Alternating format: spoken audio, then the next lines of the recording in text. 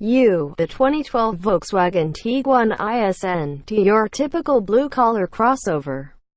In fact, it seems the recent trend within Volkswagen sees the company attempting to occupy a rather unique space just above the standard automotive segment and just below the luxury segment inhabited by its corporate sibling, Audi. By doing so, or at least trying to do so, the German automaker is attempting to differentiate itself from the rebel, and at the same time elevate the VW brand above the competition.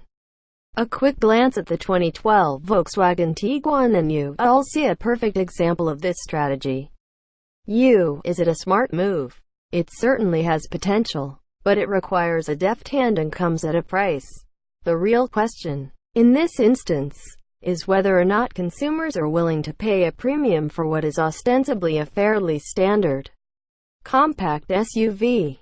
Nevertheless, while the Tiguan offers up an engaging ride, compliments of our review model's blissfully smooth 2.0-liter turbocharged engine, the whole foundation starts to crumble when you take into account the Tiguan's hefty sticker price, which goes on to beg the question: is the 2012 Volkswagen Tiguan really worth it?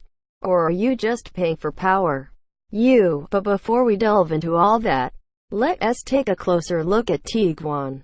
Stylistically speaking, the 2012 VW Tiguan doesn't venture down the more visually eccentric path many other crossover SUVs so often drive down. Instead, the car's aesthetic manages to strike a perfect balance between power and sophistication, without being overly pretentious.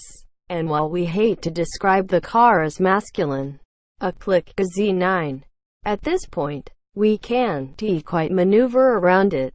Simply put, the Tiguan is a handsome array of sheet metal. While we happen to be fans of some of the more out there